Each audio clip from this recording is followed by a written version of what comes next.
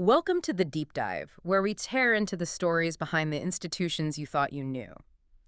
And today, we're unpacking the really unconventional blueprint of a retail giant, a company built on just pure hustle, audacity, and a radical belief in its people. We're talking about the Home Depot. It really is an incredible story of scale. I mean, you look at the sources, and in just 20 years, they go from 4 small stores in Atlanta to a behemoth. A total behemoth. What were the numbers? Something like 775 locations. Yeah, 775 stores, $30 billion in sales, and 160,000 associates. And the crucial thing to understand about their story, and this is so important, is that almost all of that astronomical growth came from internal expansion. Right. They didn't just buy the way to the top, they built it store by store. So our mission today is to figure out how. How did 2 retail executives, Bernie Marcus and Arthur Blank, who had just been fired from their jobs, yeah. how did they manage to completely revolutionize the home improvement space by doing things that, everyone in finance said was basically suicide? Well, they prioritized people, they kept prices ridiculously low, and they stocked this immense inventory. It just defied all the established logic at the time. That initial challenge really sets the tone for everything. I mean, when they were drafting that very first business plan. On a yellow legal pad. Literally on a yellow legal pad. Arthur Blank, who's the finance guy, he kept saying to Bernie Marcus, the numbers don't work. The projections just didn't add up. The volume, the margins. Yeah. They couldn't see a path to profit with traditional retail math. And this is where the shock factor comes in. They knew they were fighting the current. Oh, absolutely. Yeah. But the core idea, Marcus's merchandising vision, was so powerful that he just overruled the math. His solution was legendary. He looks at Blank's numbers and says something like, look, this isn't a fact. It's a product of my imagination. We need more sales. But what do you need? 1 million? 2 million? Just write it in. Exactly. And that moment defined their entire philosophy.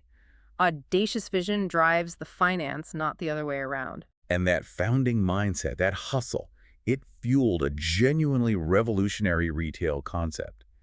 Because you have to remember, before Home Depot, if you were a DIYer, you were stuck. You couldn't get professional grade supplies. Right. So they introduced these massive warehouse stores. We're talking 55,000 to 75,000 square feet, just stocked floor to ceiling. The goal was completely transformative. They weren't just selling you 2x4s. They were selling empowerment. The idea was that the average person could walk in, buy a complete designer kitchen for, what, $3,000? For $3,000. And crucially, they'd give you the knowledge and the confidence to install it yourself. They were basically cutting out the contractor. This anti-establishment attitude really came out when they went looking for money. Yeah. Ken Langone helped connect them with people like Ross Perot. And Perot offered them a $2 million for 70% of the company. That's an astronomical portion to give up. But the deal fell apart. And it wasn't about the money. It was about the culture. This is the famous Cadillac story. Right. Perot got obsessed with executive status. He kept insisting there would be no company cars, specifically no Cadillacs. And Bernie, who's already deep in debt from legal fees, he just felt he was dealing with someone who was completely focused on status symbols. Not on the operational needs, and definitely not on the people who would actually run the business. It was such a clash of values. I mean, the sources say Marcus literally threw him out of his car on the side of a highway. And when you look back, the irony is, it's immense. Perot, worrying about a Cadillac, walked away from what would be worth about $58 billion today. $58 billion. It just crystallized their values right there. Culture first, status never. But walking away from $2 million meant they still needed cash. Which brings us to this incredible story of Rip Fleming. Yeah, they were getting turned down everywhere. How on earth did they secure that first big line of credit? It was a Herculean effort that honestly just came down to pure faith. Fleming, a banker at Security Pacific, he was the key. His own loan officers turned them down, right? 3 times. Because the numbers, just like Blank said, the numbers were terrible.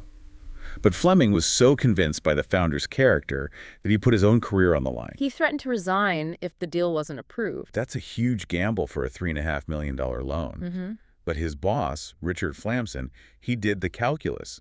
He realized if he lost Fleming, He'd lose all his accounts. he'd lose the $400 million in client accounts that followed Fleming. So the decision stopped being about the loan and started being about risk. So to prevent a $400 million disaster, he approved a tiny $3.5 million loan. Exactly. And the sources say Fleming never even told the founders what a fight he'd put up for them. It was all about trust over assets. That's fantastic. Okay, so let's pivot from finance to the store itself. The sources introduced this fascinating character here, Pat Farah, The wild man. wild man merchant. What was so crucial about him, especially since his own business was, well, failing?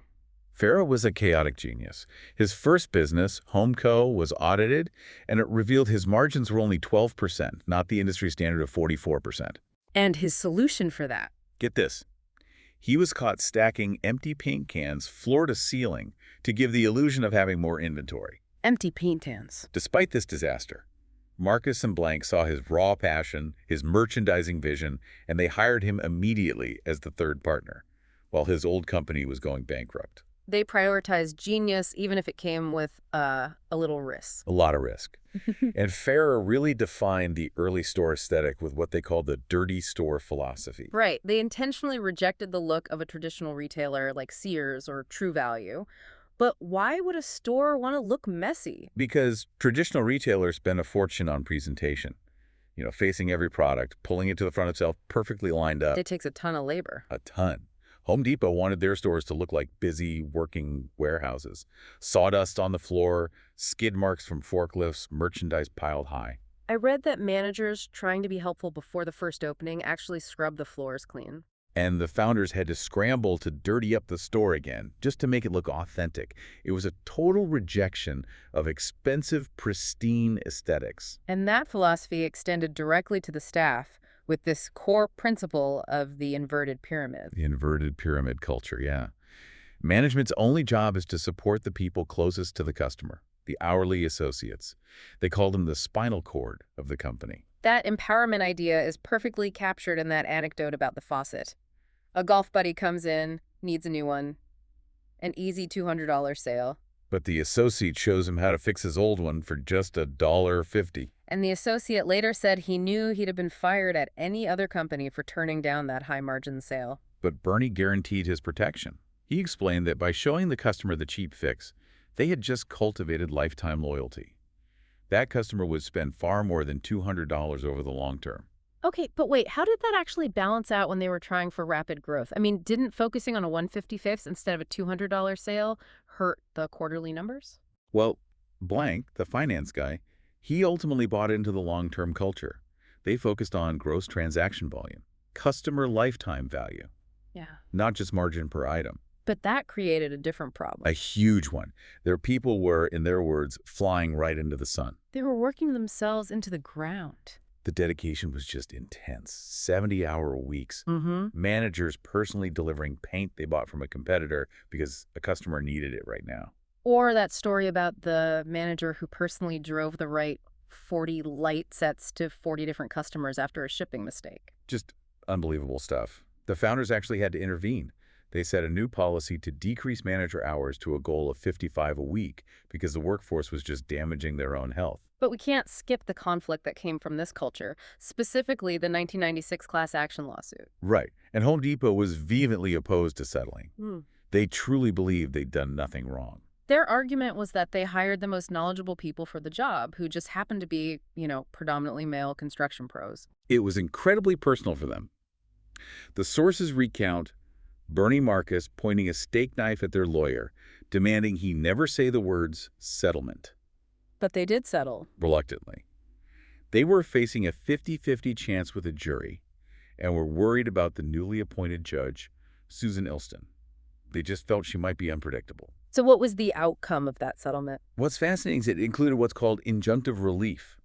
It means the judge mandated specific future actions, not just a payout. Which were? Creating new advancement and training programs. And the irony is, these were programs the company wanted to roll out nationwide anyway. They aligned with their internal values, even though they felt legally wronged by the lawsuit itself. So moving on to their growth path, it wasn't always smooth. The sources point to the 1984 acquisition of Bowater Home Centers as a major speed bump. Oh, this was a classic case of founder arrogance. They thought they could just fix it. Absolutely. They believed their superior culture could just fix this struggling 9-store chain that had copied their blueprint, but, well, lacked the soul. But instead, The acquisition just diverted all their best talent. Right. It pulled focus from their existing Home Depot stores, and their core sales went flat in the fourth quarter of '84. Wall Street was not happy. The goodwill was shattered. The fallout was so bad that Bernie Marcus held a meeting with analysts and fund managers where he stood up and said, One of the most blunt admissions in corporate history. "I am the CEO of this company and I am a schmuck." That public accountability was followed by a huge operational change. They learned a massive lesson about overreach and decided to cap new store growth at 25% annually. A self-imposed restraint. Exactly, to protect the culture from the dangers of their own success. And they were constantly learning, even on basic pricing strategy. How does a company built on low prices fundamentally change its sales model? Well, they were convinced by the king of retail, Sam Walton, to switch from a high-low model to everyday low pricing, or EDLP. High-low being where you rely on big catalog sales to create those spikes in traffic? Exactly. And with EDLP, they did lose that excitement spike initially, which was the downside. But what they gained was immense operational efficiency. Totally. EDLP eliminated all this costly admin work. No more issuing hundreds of rain checks, no more manually retagging items every 2 weeks. It freed up associates to just focus on service. And sales ultimately went up across the board. That focus on efficiency extended to their vendor relationships, too. I mean, the sources talk about this relentless pursuit of partnerships. They just refused to take no for an answer. Their philosophy was, if we can get it cheaper by buying direct, we'll pursue it until the manufacturer gives in. Weiser Locks took them 4 years. 4 years of aggressive appeals. And when the president finally gave in, he later thanked them for making him a multimillionaire from the volume they generated. And their scale let them insist on quality, not just price. Look at the Honda partnership for lawnmowers. Right. They had to convince Honda that a big box store offered the same level of customer care as Honda's own independent dealers. Or the rigid tool deal. They insisted Emerson make tools that were better than the Craftsman quality at the time. They weren't just demanding a lower price. They used their volume to demand product improvement, which ended up saving the rigid plant in Tennessee from closing. It's leveraging scale for a positive impact.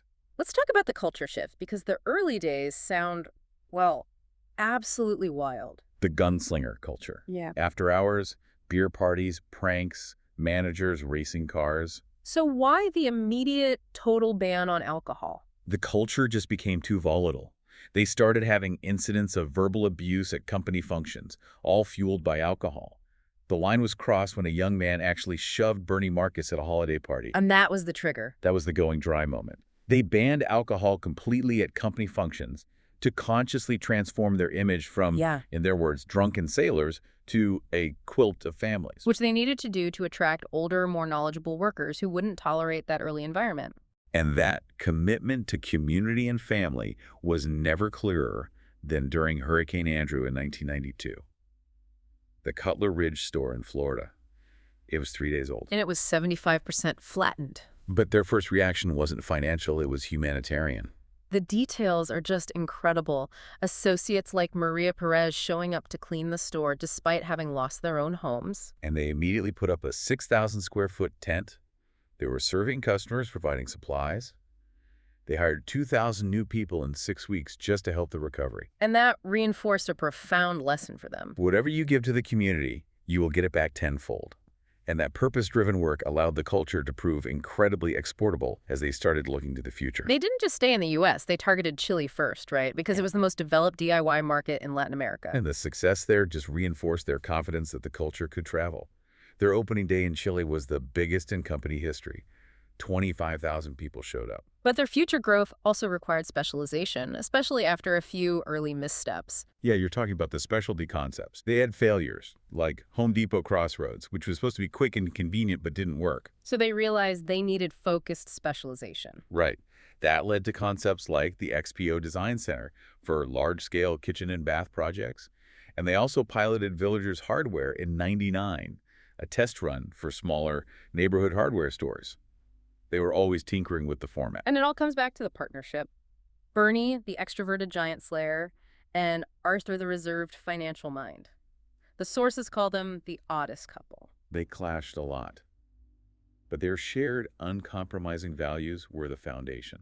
Their differences, financial prudence versus merchandising vision. That's what led to such dynamic growth because Yeah. they were always aiming at the same ethical, customer-centric target. And that's really the central takeaway here. Home Depot's success wasn't just big boxes and low prices, it was this radical commitment to service And an inverted management philosophy. that empowered every single associate to be an entrepreneur, whether they were fixing a faucet for a $1.50 or leading a hurricane recovery effort.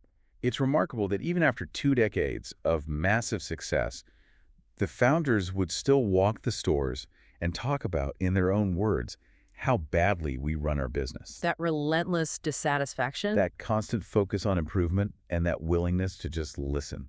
That's why the company keeps evolving. The source material noted that competitors could copy the stores, they could copy the products, but they could never copy that core culture. So if Arthur Blank's new CEO role is heavily focused on succession planning, it raises an important question for you to consider.